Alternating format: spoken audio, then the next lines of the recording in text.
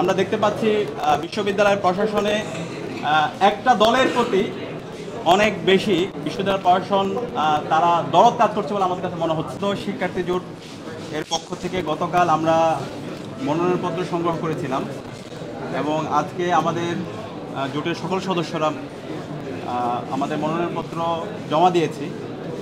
তো আমরা শুরু থেকে বলছিলাম এই ডাকসু নির্বাচনে আমরা একটা ইনক্লুসিভ প্যানেল করতে চাই এবং আমাদের প্যানেল গতকালকে ঘোষণা করার পরে ঢাকা বিশ্ববিদ্যালয় সহ বাংলাদেশের সবাই সারা দেশব্যাপী স্বতঃস্ফূর্ত আমরা রেসপন্স দেখতে পেয়েছি এবং বিশেষ করে বিশ্ববিদ্যালয়ের শিক্ষার্থীরা আমাদেরকে বিভিন্ন ধরনের পরামর্শ দিচ্ছে। তাদের যে দাবি দেওয়া, তাদের যে প্রত্যাশা, তাদের যে আকাঙ্ক্ষা, সেই আকাঙ্ক্ষার কথাগুলো আমরা শুনছি। তো আমরা জুলাইয়ের যে আকাঙ্ক্ষা, বিশ্ববিদ্যালয়ের শিক্ষার্থীদের যে আকাঙ্ক্ষা, তাদের যে প্রত্যাশা, ওদের স্বপ্ন পূরণে পাশে থাকতে পেরে আমরা গর্বিত। দ্রুত সময়ের মধ্যে আমাদের ঐক্যবদ্ধ শিক্ষার্থী জোটের যে ইশতেহার সেটা ঘোষণা করব। এবং আপনারা জানেন বিগত 54 বছর ধরে বাংলাদেশে মাত্র 7 বার ছাত্র সংসদ নির্বাচন হয়েছে এবং ছাত্র সংসদ নির্বাচন হলো 6 বার হয়েছে। ছাত্র সংসদ নির্বাচনে শিক্ষার্থীদের, বিশ্ববিদ্যালয়ের শিক্ষার্থীদের যে আকাঙ্ক্ষা, এখানকার যে দাবি, বিশ্ববিদ্যালয় প্রশাসনকে যে বাধ্য করা, শিক্ষার্থীদের যে দাবিগুলো আছে সেই দাবিগুলোর প্রতিচ্ছবি আমরা দেখতে পাইনি।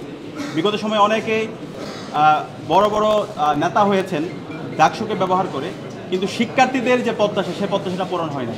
তো আমরা ঐক্যবদ্ধ শিক্ষার্থী যে জোট করেছি সেই জোটের মাধ্যমে আমরা শিক্ষার্থীদের কথা দিতে চাই। শিক্ষার্থীদের যে কথাগুলো আছে সেগুলো এই জোটের পক্ষ থেকে আমরা বলব এবং আমাদের ইশতেহারে তাদের কথার প্রতিচ্ছবিগুলো থাকবে। তো আমরা খুব দ্রুত সময়ের মধ্যে আমাদের ইশতেহার ঘোষণা করব এবং আমরা চাই এই ডাকসুটা একটি স্বতঃস্ফূর্ত ডাকসু হোক এবং এই ডাকসুর মাধ্যমে যারাই বিজয় হয়ে আসবে আমরা সবাইকে সাধুবাদ জানাতে প্রস্তুত আছি। কিন্তু আমরা খুবই উদ্বিগ্ন। আমরা দেখতে পাচ্ছি বিশ্ববিদ্যালয়ের প্রশাসনে একটা দলের প্রতি অনেক বেশি বিশ্ববিদ্যালয় প্রশাসন তারা দরদ কাজ করছে বলে আমাদের কাছে মনে হচ্ছে।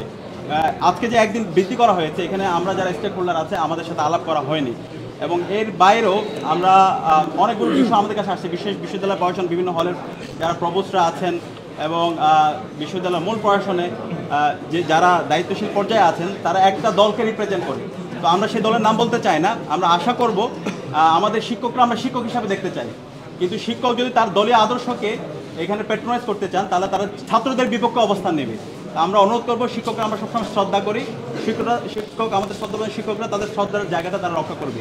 এখানে যত অংশীজন আছে যারাই দাঁড়াচ্ছে সবার জন্য লেভেল প্লেইং ফিল্ড এনশিওর করা এটা হচ্ছে ওনাদের অন্যতম দায়িত্ব।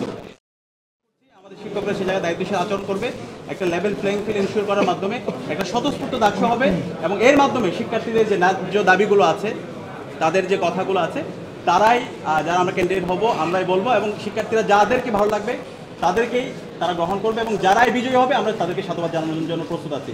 তো আমরা আশা করছি একটা স্বতঃস্ফূর্ত একটা আয়োজনের দিকে আমরা যাচ্ছি এবং সেই আয়োজনে আমরা সবাইকে, সকল অ্যাক্টিভিস্ট এবং সকল ছাত্র সংগঠন, আমরা সবাইকে দায়িত্বশীল আচরণ করার জন্য সবাইকে অনুরোধ করছি। ধন্যবাদ।